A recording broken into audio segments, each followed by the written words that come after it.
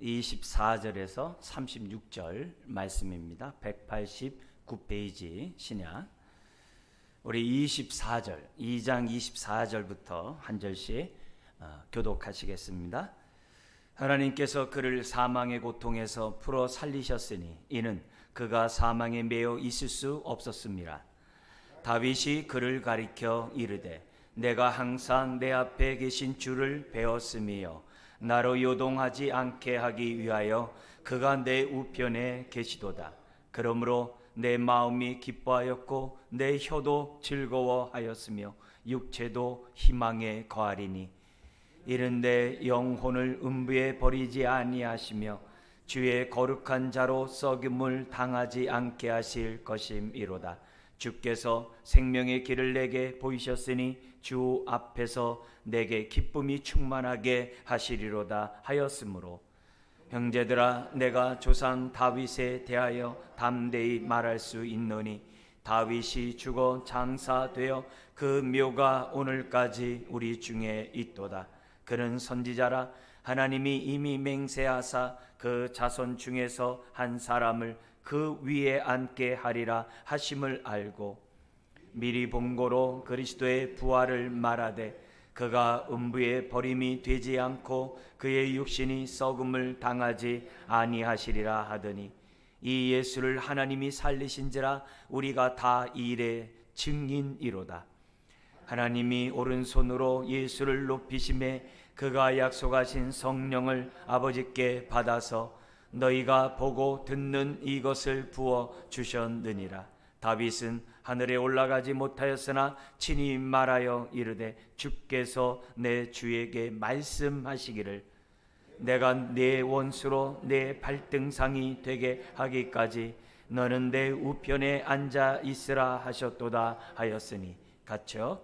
그런즉 이스라엘 온 집은 확실히 알지니 너희가 십자가에 못 박은 이 예수를 하나님이 주와 그리스도가 되게 하셨느니라 하니라. 아멘. 오늘 말씀의 제목은 36절에 있는 것처럼 우리가 전할 복음 네 번째 주와 그리스도입니다. 코로나19가 우리의 모든 것을 다 삼켜버린 것을 여러분은 경험하고 있습니다. 느슨하지 마시고 더욱더 철저하게 우리들이 방역당국을 따라가면서 행동해야 될지 믿습니다. 그러나 그것으로만 끝나는 것이 아니라 더욱더 하나님께 가까이 갈 수 있는 기회로 삼으셔야 돼요. 힘들수록 기도하고 정말 우울할수록 하나님 바라보고 너무나도 몸과 마음이 아플수록 더욱더 무릎 꿇는 우리가 돼야만 합니다. 여러분도 알다시피 어제부로 그러니까 오늘 날짜를 이렇게 보면 확진자가 우리나라가 1653명이에요. 사망자가 232명이에요. 굉장히 많은 숫자고 세계적으로 보면 230만이 넘었어요.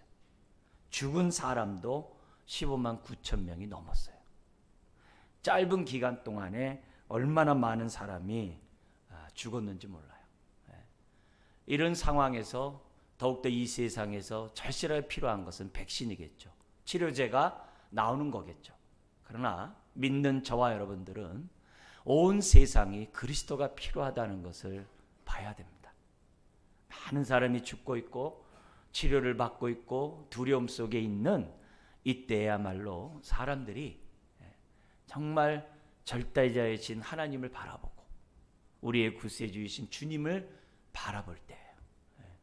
그런 때인 것을 우리가 생각하고 하나님 더욱더 우리들이 주와 그리스도가 되시는 그 예수님과 온전히 하나 되는 가운데 오늘도 우리 주변에 많은 사람들에게 그리스도가 필요함을 우리가 또한 생각하고 또 그분이 이 세상을 통치하고 있는 주님인 것을 우리들이 확신하는 가운데 그들을 주께로 인도해야 될 줄 믿습니다.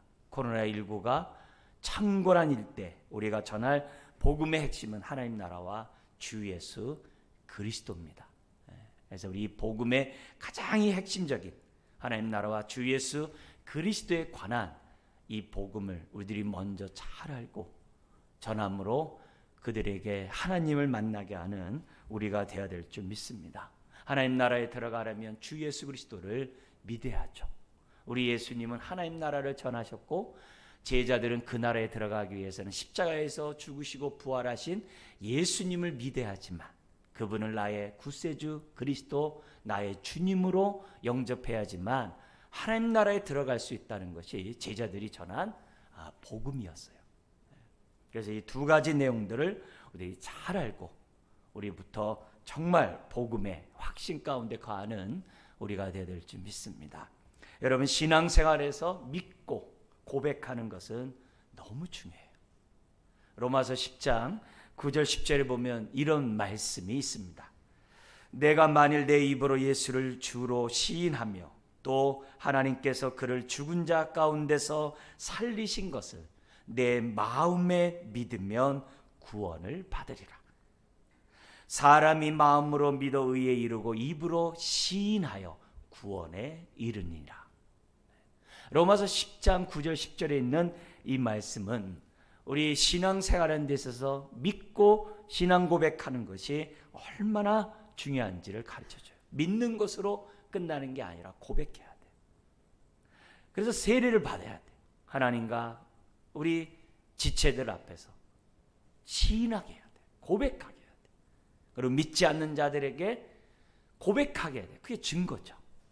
마음으로 믿는 것으로 끝나는 게 아니라 입으로 시인하는, 고백하는 것이 있어야 돼요. 믿되 무엇을 믿으라고 그래요? 하나님이 죽은 자 가운데 살리신 예수 그리스도를 믿어야 돼요.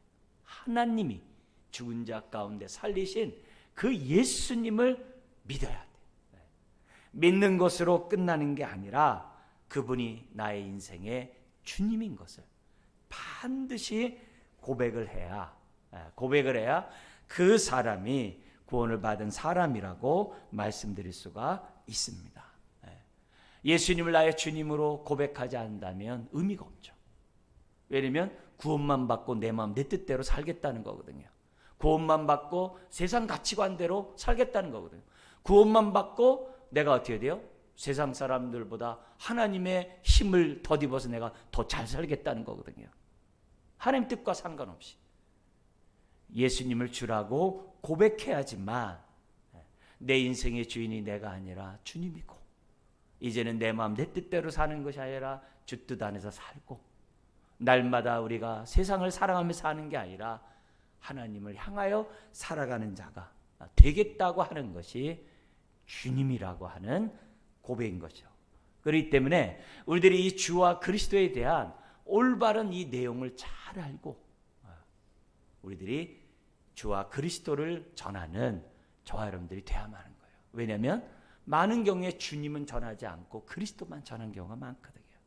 왜요? 내가 그렇게 살고 있지 않으니까. 그래서 좋은 것만, 예수 믿으면 복 받으세요, 예수 믿으면 잘 될 거예요, 예수 믿으면 막 이런 일이 있을 거예요, 그리스도만 전하거든요. 우리는 주와 그리스도를 전하는 저와 여러분들이 되어야 합니다. 우리 다 같이 우리 한 번 더 36절 읽겠습니다. 그런즉 이스라엘 온 집은 확실히 알지니 너희가 십자가에 못 박은 이 예수를 하나님이 주와 그리스도가 되게 하셨느니라 하니라. 자, 그러면 주와 그리스도에 대한 이 내용을 우리가 좀 더 우리가 하나씩 떼서 우리가 좀 생각해 보면서 주란 뜻이 뭔지, 그리스도란 뜻이 뭔지 그 의미를 먼저 알기 원해요. 왜냐? 이 의미를 아는 것은 그만큼 나에게 누림이 돼요. 진리를 알지니 진리가 너희를 자유케 한다 그랬어요. 우리가 그리스도의 의미를 안 만큼 그만큼 누려요. 하나님이 우리들이 원하는 것은 100인데 그리스도에 대한 그 지식이 보통 이 100까지 알지 못해요. 목사인 저 자신도 알아가고 있어요. 그냥 대충 한 2, 3% 많이 잡아서 뭐 5% 정도 안다라고 생각해놓고 다 안다고 그래요. 그렇진 않아요. 우리는 끊임없이 그리스도라는 의미가 무엇인지, 그리스도 안에서 주님의 십자가 부활을 다 담아야 되거든요. 그런 의미들을 우리들이 다 알면서 그만큼 우리가 누림이 있는 거죠. 코로나19에서도 자유케 되고 우리의 삶에 불안하고 두려운 것에서 장래 미래에 대한 불확실한 그런 염려에서도 우리가 자유케 될 때 그리스도를 우리들이 온전히 알았다라고 말할 수 있어요. 그런 의미에서 우리가 하나하나씩 먼저 예수님은 주님이라고 했는데 그 주님이란 의미가 뭐냐 이게. 이걸 우리들이 먼저 좀 살펴보기 원해요. 그 당시 주님이란 단어는 벌써 제자들이 사용하기 오래전서부터 많은 사람들이 이 주라는 단어를 사용했어요. 높은 사람을 공경하거나 왕에 대해서 심지어는 신을 향하여 부를 때에도 주라는 단어를 썼어요. 심지어 유대인조차도 하나님의 이름을 직접 부를 수 없잖아요. 그죠? 우리 부모의 이름을 직접 부르지 않잖아요. 그런 것처럼 하나님의 이름을 직접 부를 수가 없어가지고 그 말을 아도나이라고 번역을 했어요. 아도나이로 이렇게 간접적으로 불렀어요. 근데 그 아도나이라는 그 단어 자체가 주라는 뜻이에요. 이 주라는 단어가 세상에서뿐만 아니라 유대인에게조차 굉장히 존귀한 이름이에요. 근데 그 주라는 명칭이 누구에게 쓰여졌다는 거예요? 예수 그리스도에게. 예수님에게 주님이라는 호칭을 사용하도록 하나님이 허락하셨다는 것을 우리들에게 보여주는 거예요.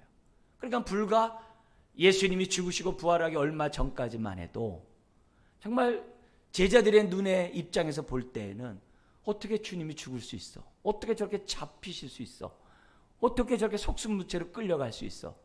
이해가 안 됐던 그 예수님이 주님이 부활하자마자 그리고 그들이 정말 놀라운 성령의 체험을 하자마자 예수는 주님이라는 주라는 호칭을 자신들이 믿고 따랐던 3년 동안 믿고 따랐던 그 예수님에게 그 인간 예수님에게 제자들이 주님이라는 호칭을 부여했다는 거예요.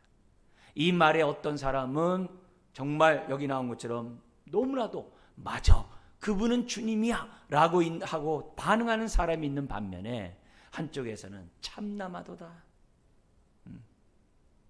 한쪽에서는 그 말에 대해서 혐오함을 갖는 나머지 예수 믿는 사람들을 핍박하고 죽이는 그런 일들이 벌어진 것이 주라는 호칭이에요. 근데 그 주라는 그 주님이 예수님에게 죽으시고 부활하신 예수님에게 쓰여졌다는 거예요.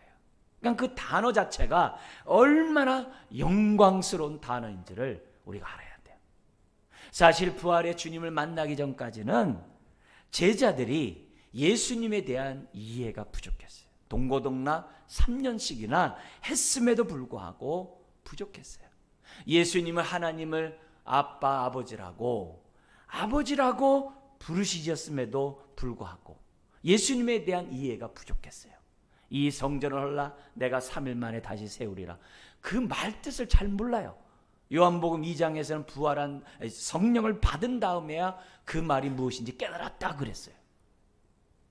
예수님이 산상수훈을 하면서 모세는 이렇게 말하였지만 나는 너희에게 이렇게 말하노라 하면서 예수님이 그 말씀을 전하는 그 권위자라는 모세보다 능가한 분이라고 얘기했어도 제자들은 그 말의 의미를 잘 깨달을 수가 없었다는 거예요. 근데 부활하자마자 눈이 확 열리는 거예요.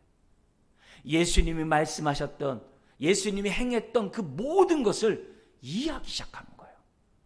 아, 예수님이 주님이 아니었다면 저런 능력을 행하지 못했으리라. 심지어는 바다를 꾸짖어 잠잠케 할 수 없었을 것이다. 눈이 확 열린 거예요. 특별히 오늘 우리가 읽었던 이 본문은 오순절날 성령이 임한 다음에 제자들이 각국 방언으로 하나님의 큰 일을 말하니까 각 전국의 전 세계에서 오왔던 그 지중해 연안인데 어쨌든 전 세계 사람들이 유월절 절기를 지키러 왔다가 자기 나라의 언어로 자기네들이 쓰고 있는 외국의 그 언어로 하나님의 큰 일을 말하는 것을 들으면서 사람들이 몰려든 거예요.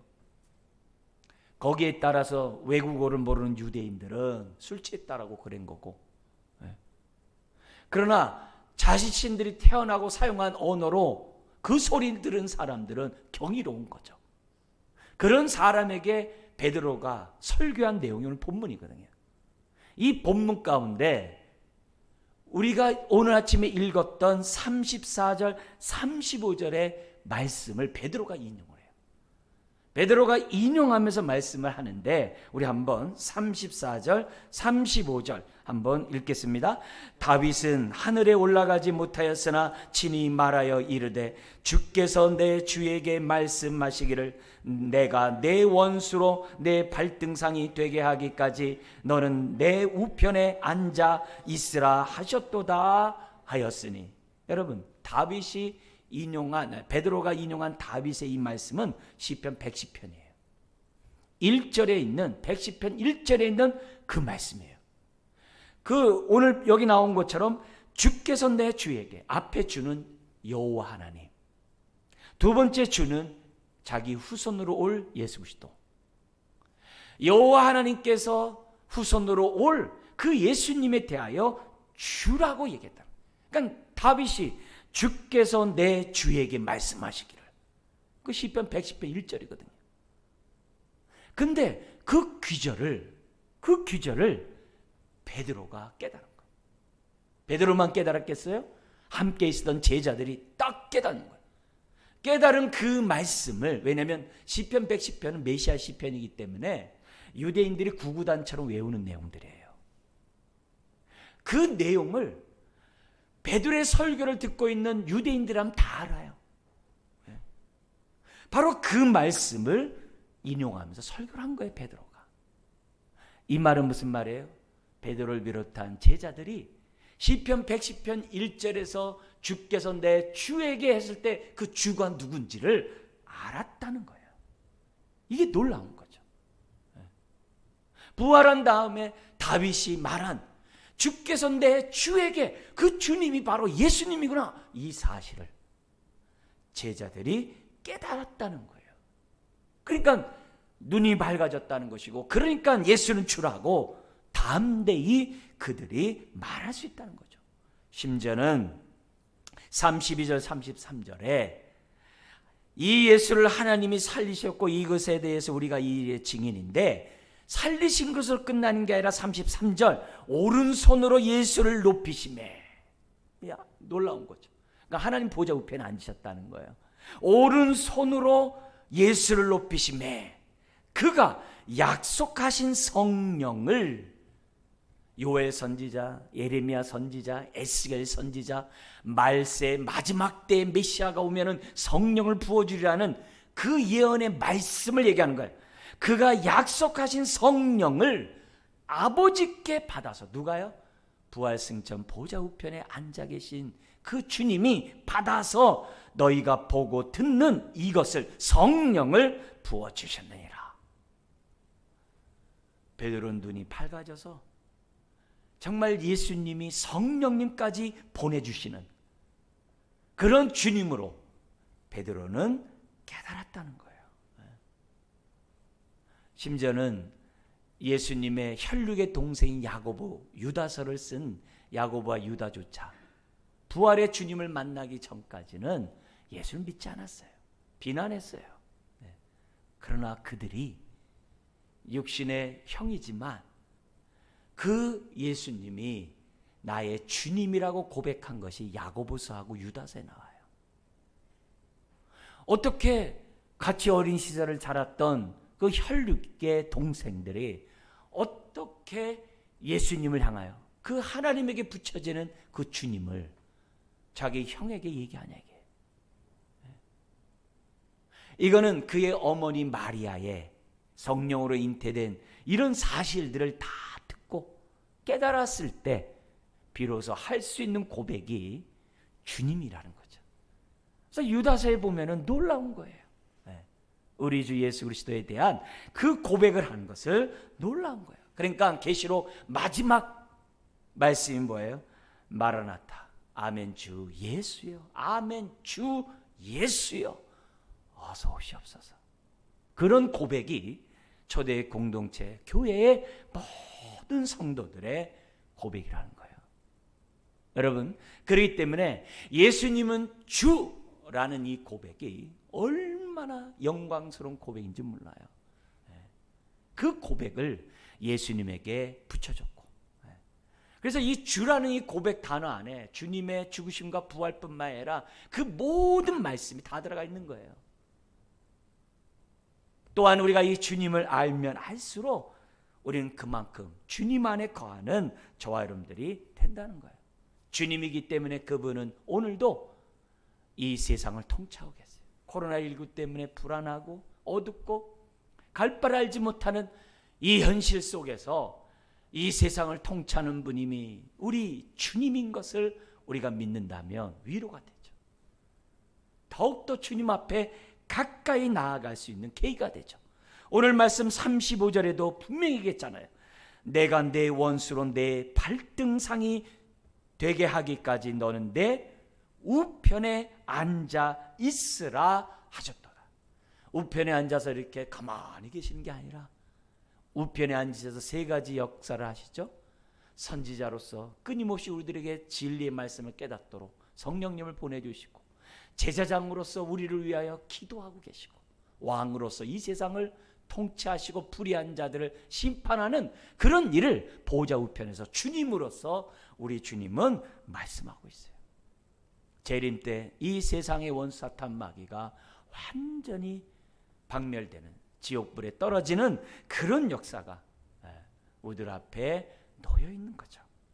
여러분, 예수님을 내가 예수님을 믿고 영접한다는 얘기는 다른 게 아니에요. 바로 그분을 나의 주님으로 영접한다는 것을 의미해요. 그래서 처음 예수를 믿을 때 회개할 때 뭘 회개하라고 그랬어요? 내가 윤리적으로 도덕적으로 불의한 걸 회개하라고 그랬어요? 물론 회개해야죠. 그러나 가장 근본적인 것 뭘 회개하라고 그랬어요? 그동안 내 인생의 주인이 나인 것처럼 착각하며 내 마음 내 뜻대로 산 것을 회개해야 돼요. 그리고 예수님만이 내 인생의 주님으로 내가 영접합니다, 모십니다. 이게 있어야 돼요. 이 기본적인 이 회개가 바로 영접기도고, 그 회개의 기도가 예수님을 나의 주님이라고 고백하는 회개인 것을 저와 여러분들은 분명히 알아야 돼요. 주라고 고백한 사람이 신앙이 자발적이 돼요. 자원함이 돼요. 기꺼이 해요. 마지못해 억지로 하지 않아요. 내가 구원받았고 내 인생의 주인이 주님인데 정말 나에게 유익하고 나에게 행복함을 주는 그 주님인데 그분 뜻대로 살아가는 것이 마지못해 살겠어요? 아니에요. 순종이 자발적으로 될 수밖에 있는 거예요. 주여 주여 하면서도 뜻대로 살지 않는다, 있을 수 없어요. 열매를 봐 그 나무를 알게 돼 있어요. 제대로 믿는 사람은 열매가 반드시 있을 수밖에 없는 것이 주님이라는 고백이에요. 그래서 우리는 어떻게든지 간에 예수 안에 거해야 돼. 이 말은 뭐예요? 예수님의 주되심을 인정하면서 거하라 이게, 살라 이게. 그게 예수 안에 거하는 인생이라고 얘기를 하고 있는 거예요. 그렇다면 오늘 우리가 예수님을 이렇게 주라고 알면 할수록, 그만큼 주님 뜻대로 살면 살수록 우리에게 뭐가 있다고요? 은혜가 있는 거죠. 자유가 있는 거죠. 누림이 있는 거죠. 풍요함이 있는 거죠. 하나님 나라를 맛보는 은혜가 있는 거죠. 그러니까 저나 여러분들이 하나님 나라를 이 땅에서 온전히 맛보기 전까지는 주님이라는 의미를 제대로 깨닫는 것이 아니에요. 내가 그만큼 주님 뜻대로 살고 있는 것이 아니에요. 그만큼 이 주님에 대한 이 의미를 우리들이 알아야 돼요. 그래서 이 누린 자가 뭐 할 수 있어요? 예수님은 주님이라고 오늘 베드로가 선포했던 것처럼 우리가 뭐예요? 선포할 수 있는 거예요. 예수님의 주되심은 나 혼자 갖고 있으라고 되는 것이 아니에요. 말하라 이게요. 예수님이 바로 주가 되셨습니다. 열방으로 향하여 주님이 바로 주님입니다, 예수님만이 주님입니다 라고 우리는 뭐냐면 선포해야 돼요. 그래서 예수님 앞에 굴복하게 만드는 것이 저와 여러분들의 전도의 사명이에요. 그 굴복이 부정적인 의미지만 그 굴복을 해야 그 인생이 행복하거든요. 구원을 받거든요. 하나님의 은혜 안에 들어올 수 있는 거죠. 빌립보서 2장 9절부터 11절에 보면은 낮아지시고 높아지게 하신 그 예수님에 대한 하나님의 뜻이 나와요. 그 뜻이 뭐냐면은 이렇게 나옵니다. 이름으로 하나님이 그를 지극히 높여 모든 이름 위에 뛰어난 이름을 주사 하늘에 있는 것들과 땅에 있는 자들과 땅 아래에 있는 자들로 모든 무릎을 예수의 이름에 꿇게 하시고, 그 다음 말씀, 모든 입으로 예수 그리스도를 주라 시인하여 하나님 아버지께 영광을 돌리게 하셨느니라. 하나님이 이처럼 예배를 드리는데 우리가 예수님은 주라고 확실히 믿는 가운데 예배를 드리지 않는다면 이 예배 안 받으세요. 그런데 예수님이 주님이라는 것을 확실히 믿고 보일의 능력을 의지하고 이 자리에 나와서 예배를 드리면 하나님이 어떻게 돼요? 그 예배를 기뻐하시는 거예요. 삶 속에서도 예수님을 나의 주님이다라고 믿고 순종하며 살아가면 그 인생이 삶의 예배가 되는 거예요.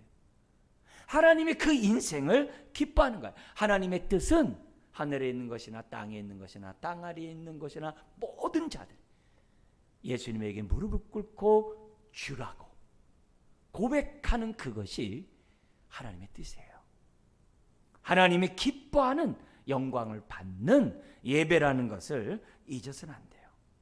그렇기 때문에 우리는 예수는 주, 예수는 주, 예수는 주. 우리 자신이 잘 깨닫고 우리들이 잘 누리고 우리들이 그로 인하여 세상 사람들로 하여금 예수는 주. 코로나19로 인하여 이 세상이 어떻게 갈지 몰라요. 그러나 이 세상을 통치하시는 우리 주님께서 하나님의 뜻 가운데 이 세상을 이끌어 갈지 우리 믿어요. 아무리 미국 대통령, 아무리 세계 강대국에 있는 나라들의 그 권력자들이 한다 한들 우린 그 배후에서 역사하시는 우리 주님을 믿어요. 그렇기 때문에 마음의 위안을 갖게 되고, 그렇기 때문에 마음이 평안하게 되고, 그렇기 때문에 주님의 뜻을 헤아릴 수 있는 저와 여러분들이 되는 거예요. 이것이 주예요. 두 번째는 예수님은 그리스도라 그러셨어요. 그리스도. 이제 그리스도라는 단어가 기름 부음 받은 자라는 그런 이제 표현이에요. 근데 그 단어는 예수님을 설명하는데 충분하지 못해요. 기름 부음 받은 자 그 정도로는 충분하지가 않아요. 오히려 기름 부음 받은 자는 어떤 겁니까? 구약에서 하나님의 대리자들이거든요. 하나님의 뜻을 드러내는 그런 자들에게 기름 부음 받은 자라고 얘기를 해요. 그런데 그것을 예수님에게 사용한 거예요. 보다 더 이 그리스도라는 개념은 단순한 기름 부음 받은 자 이런 것보다도 하나님의 뜻을, 하나님의 구원의 약속을 우리들에게 우리들을 위하여 성취하신 분이 바로 그리스도란 뜻이에요. 구약의 그리스도를 보내서, 그 구약의 메시아를 보내서 내가 내 백성을 구원하리라. 내가 정말 너희들이 원하는 구원자를 보내서 내가 너희를 내 자녀로 삼을 것이고 내가 이 세상을 통치하는 그런 자로 너희들을 삼을 것이다. 구약에 예언된 하나님의 구원의 계획에 대한 모든 예언의 말씀을 성취하신 분이 바로 그리스도란 뜻이에요. 그게 그리스도란 뜻이에요. 그래서 예수 안에서 하나님의 그 모든 예언이 완성된 거예요. 그래서 그리스도라는 단어를 다른 표현을 쓴다면 구세주, 메시아라는 단어로 번역할 수가 있는 거죠. 자, 근데 이 그리스도라는 이 단어도 제자들이 부활의 주님을 만나기 전까지는 약간 희미했어요. 마치 마가복음에서 우리 두 시각장애인이 눈을 뜰 때 첫 번째 주님이 기도했음에도 불구하고 눈이 확실히 떠지지 않고 뭔가 이렇게 검은검은 기둥들이 보이나이다. 한 번 더 기도가 눈이 밝아졌잖아요. 그 사람처럼 단번에 눈이 밝아지지 않은 것처럼 제자들이 주님에 대해서 눈이 이렇게 확 열리지가 않았어요. 근데 부활한 그 다음부터는 예수님이 하신 그 모든 말씀, 예수님이 십자가에 죽으신 그 모든 행위가 무슨 의미인지를 깨닫게 된 거예요. 몰랐기 때문에 예수님이 죽겠다고 했을 때 베드로가 뭐라고 그래요? 그리 마옵소서. 왜 자꾸 그런 소리 합니까? 라고 화를 내거든요. 십자가를 통해서 우리를 구원하시겠다고 하는 하나님의 뜻을 제자들은 잘 깨닫지 못했어요. 근데 부활하신 다음에 주님의 십자가의 죽음이 구약서부터 지켜왔던 모든 제사의 완성이고, 그 제사는 단번에 영원히 완전히 우리의 죄를 도말했다는 사실을 제자들이 깨달은 거예요. 그러니까 예수님에 대해서 그리스도라고 부르는 거에 대해서 조금도 주저하지 아니하고 오히려 감격 속에 그리스도라고 제자들이 외칠 수 있다는 거예요. 여러분, 이 단순히 이 죄 문제만이 해결되는 게 아니에요. 죄로 말미암아 우리에게 야기된 모든 고통들이 다 해결되는 거예요. 그걸 교회의 용어로 쓴다면 아담의 후예들이 겪는 모든 고통을 아담적 숙명이라고 그래요. 좀 말이 좀 어려운 표현입니다만 교회 용어예요. 그냥 아담적 숙명. 그러니까 아담 안에서 태어난 모든 자들은 죄 때문에 궁핍하고 결핍하고 죄와 죽음 아래 고통 가운데 살아가고, 코로나19와 같은 이런 재앙들이 끝날 길이 없어요. 계속 올 거예요. 이게 아담 아래서 태어난 모든 인생들의 숙명이에요. 피할 길이 없어요. 근데 그것을 해결하시는 분이 그리스도라는 뜻이에요. 그것을 해결하러 오신 분이 그리스도라는 거예요. 그걸 부활한 다음에 제자들이 깨달은 거예요. 그러니까 예수님은 그리스도라고 고백하고 있는 거예요. 아담 아래서 죽을 수밖에 없는 그 고통과 결핍과 궁핍 가운데 살아가는 그 인생에게 우리 예수님이 영생을 주신 거예요. 그 영생을 얻었다는 거예요. 그게 구원받았다는 단어가 영생이라는 표현으로 쓰는 거예요. 예수님이 건지셨다, 영생 얻었다. 그래서 오늘 영생을 얻은 저와 여러분들이, 오늘 2020년도를 살아가는 저와 여러분들은 그 영생의 의미가 뭘로 나타나요? 궁핍과 결핍에서 자유케 되는 거예요. 그러니까 내가 자유함을 누리기까지 그리스도를 100% 깨달았다라고 말할 수가 없는 거예요. 성경에 우리 예수님을 선한 목자, 하나님을 선한 목자라고 왜 그래요? 궁핍과 결핍과 두려움과 고통 가운데 있는 사람들을 구원하기 위해서 우리 하나님이 이 땅에서 역사하신다고 해서 선한 목자라고 그런 거예요. 그 말 자체가 푸른 초장으로 인도하고 쉴만한 물가로 인도하고, 심지어는 돌아온 탕자에게 송아지를 잡잖아요. 그게 뭐예요? 그게 바로 그리스도의 사역이고, 그게 영생을 누리고 있는 삶이고, 구원을 받은 그 모습을 잔치에 비유하고 있는 거예요. 이 모든 것들이 가능한 것이 바로 그리스도예요. 우리 주님이 그리스도이기 때문에 주님의 죽으시고 부활한 그 사건이 오늘 우리들에게 의미가 있는 거고 능력이 된다는 거예요. 그런데 안타깝게도 이 그리스도에 대한 이해가 예나 지금이나 부족해요. 더구나 예수님 당시에 유대인들은 그리스도 그러면 어떻게 생각하냐면 정치적으로 생각했어요. 그래서 로마 속국에 우리들이 고통당하고 있는데 그리스도가 오면은 우리를 독립시킬 뿐만 아니라 우리가 로마를 지배하는 그런 세상이 올 것으로 그들은 정치적으로 생각했어요. 정치적뿐만이 아니래요. 물질적으로 또 이렇게 제안을 했어요. 그래서 예수님이 오병이어 역사를 일으키니까 왕을 삼으려고 했어요. 근데 예수님을 아시고 물질을 공급하는 그런 자로서 나는 이 땅에 온 것이 아님을 거절하셨어요. 근데 이런 그리스도에 대한 이 생각이 오늘날도 똑같아요. 영적인 의미를 먼저 생각하지 못해요. 그냥 삶의 문제만 해결하고 코로나19만 해결해주고 내가 불확실한 미래에 하나님이 나에게 정말 안락한 삶을 살아갈 수 있도록 나에게 도와주시고 다 물질적인 이런 측면에서 생각하는데 이거는 그리스도를 비하시키는 잘못된 생각이에요. 이런 모습을 우리들이 갖고 있다고 한다면 이거는 우리들이 그리스도에 대한 올바른 영광이 아니라는 거죠. 먼저 우리가 하나님과 나와의 관계에서 영생을 맛보고 누리는 가운데 때로는 우리가 어떻게 돼요? 정치적으로 이런 상황에 놓일 수도 있고 물질적으로 저런 상황에 놓일 수도 있어요.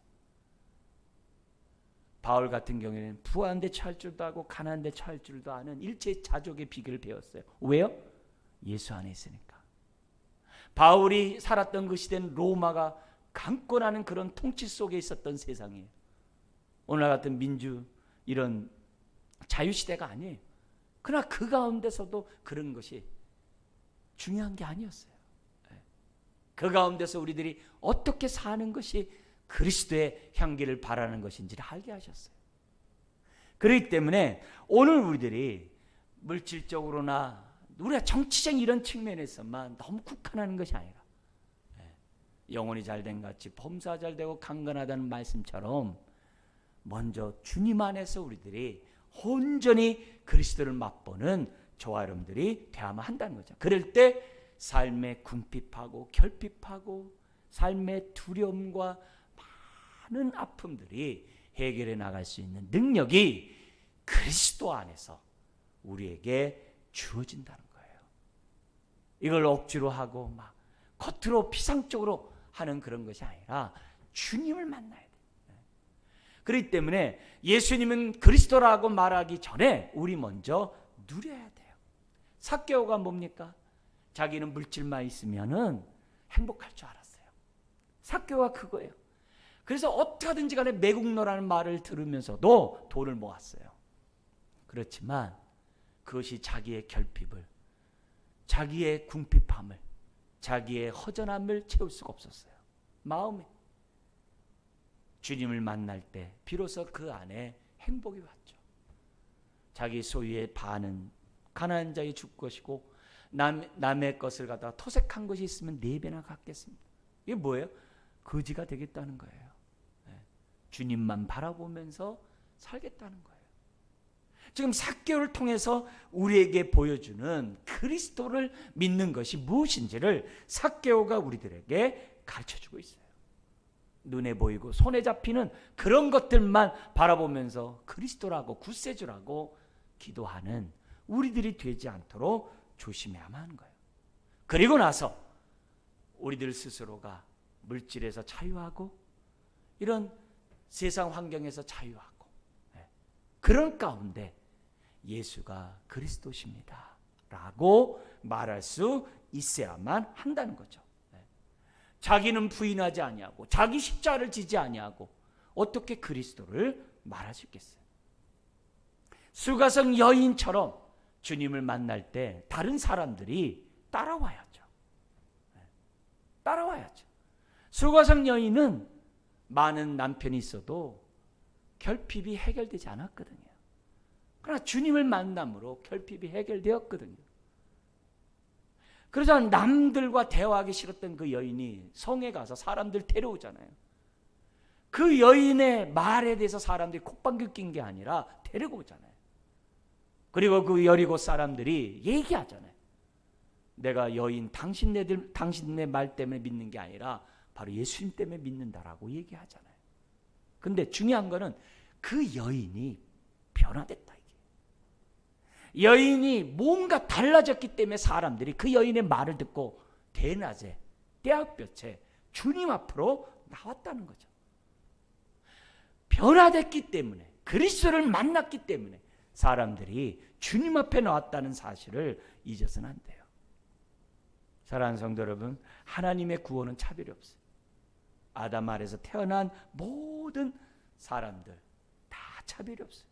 누구든지 새로운 피조물이 될 수 있다라고 말씀하고 있어요. 그렇기 때문에 오늘 우리들이 이 땅에서 지금 코로나19 때문에 얼마나 모든 게 다 단절됐습니까? 우리들의 마음들이 얼마나 지금 닫혀져 있습니까? 이런 모습 속에서 정말 그리스도 되신 주님을 만남으로 담대함을 얻으시고 평안을 얻으시고 또 위로함을 받으시고 그리고 불안한 사람들에게 오히려 그리스도를 전할 수 있는 가장 적합한 시기가 오늘이에요. 요즘이에요. 그래서 우리들이 물질적인 그런데 치우치지 말고, 부자면 청지기로서 나눠주고, 가난하면 자족하는 가운데 살아가고, 지위가 높으면 어떻게 하면 내가 이걸 통해서 정말 유지하려고 전전긍긍하는 게 아니라 어떻게 하면은 사람들에게 이익을 줄 수 있는가. 내가 부족하면은, 지위가 없으면 눈 가리고 아웅하는 것이 아니라 죽게 대하듯 대하면서 살아갈 수 있을까 생각하면서 그리스도를 전하는 저와 여러분들이 되어야만 한다는 거죠.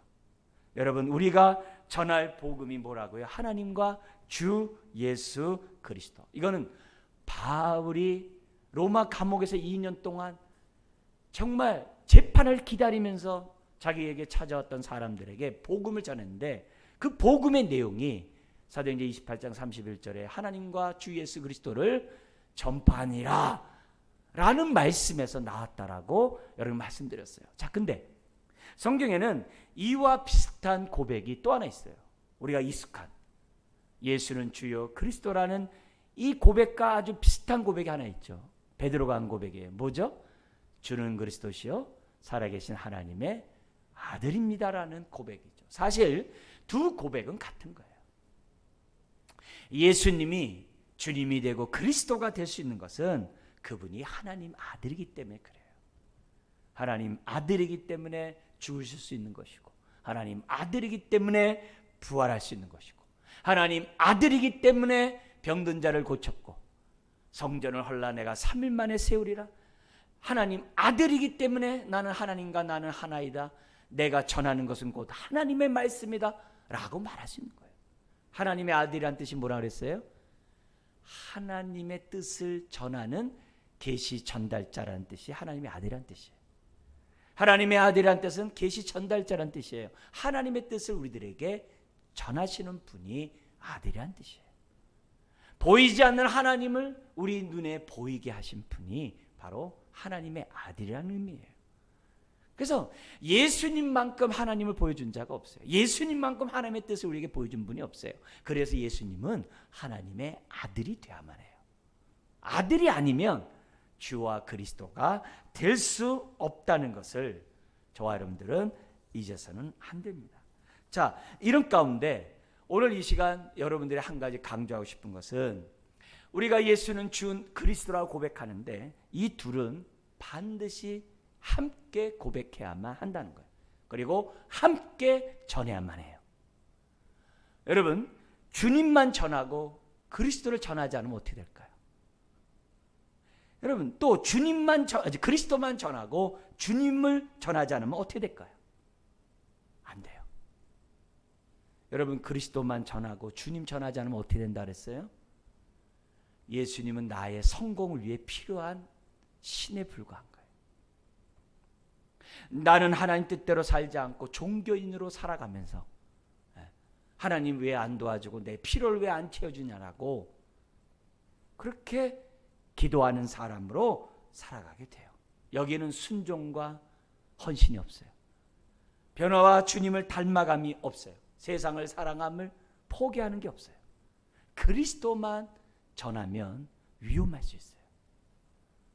그래서 그리스도만 전하면 안 돼요. 그렇다고 주님만 전하면 어떻게 되겠어요?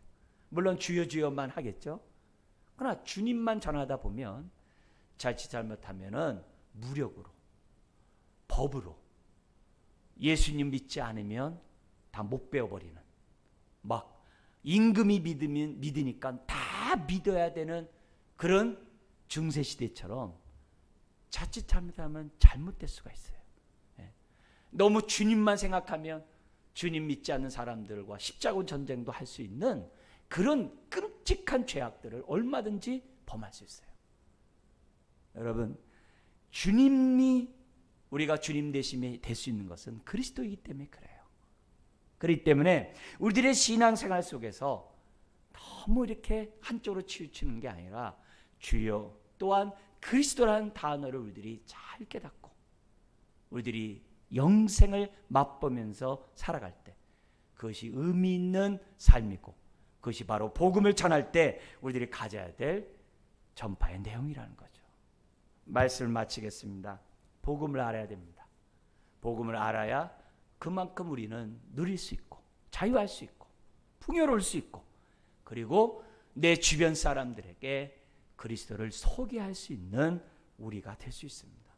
이거는 개인적으로만 끝나는 게 아니라 지금 코로나19로 어둠에 빠져 있는 이 세상을 구원할 수 있는 길이 바로 예수님이 그리스도시고 예수님이 주님인 것을 믿을 때 온 세계가 또한 자유케 되는 축복으로 이어진다는 것을 믿습니다. 우리 그런 날이 속히 올 수 있도록 기도하는 저와 여러분 되시길